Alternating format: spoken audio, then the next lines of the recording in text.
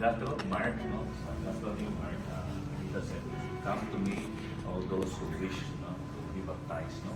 And the Lord said that those who baptize will become children, no, of the Father. So you become children of the Father, no, maging child of God ka na, no? So we accept you. There is a simbahan, okay?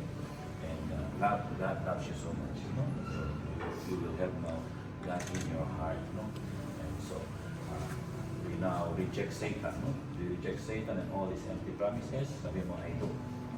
We reject his we reject Satan, the prince of lies and all his empty promises. We reject Satan. So, and now we renew our faith in God, no? And so you say, I believe in, I do, no? Do you believe in God, the Father Almighty, creator of heaven and earth?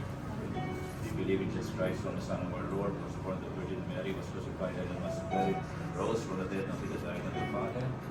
Do you believe in the Holy Spirit, the Holy Catholic Church, the communion of saints, the forgiveness of sins, the resurrection of the body, and life everlasting? So this is our faith in the faith of the Church. We are proud to profess it in the name of Jesus our Lord. Mary Julie, I baptize you in the name of the Father, and of the Son, and of the Holy Spirit. Amen.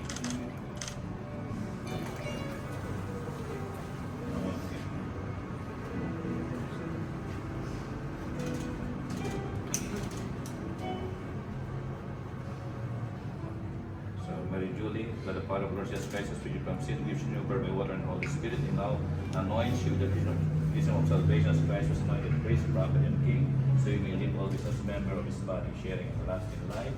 Amen. You become a new creation and clothe yourself in Christ. This white garment, Christian, representative of Christian dignity, with your ninang health, more than example, great dignity and state, into the everlasting life of heaven. Amen.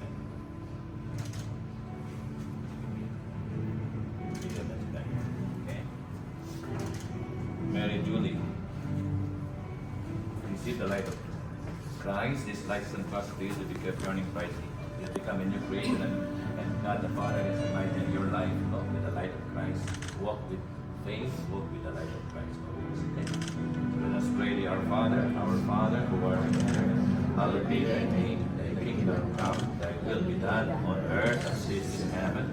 Give us today our daily bread, and forgive us our trespasses, as we forgive those who trespass against us. And lead us not into temptation, but deliver us from evil. Amen. So, God, the Lord be with you, and with your spirit. God bless you, the Father, Son, and the Holy Spirit. Amen. Magmano na sa ninong at sa nina. Christian na, welcome. Okay, dito magmano na. Okay, welcome na to the Christian world. Take na yung mga papers. Special. Lahat naman.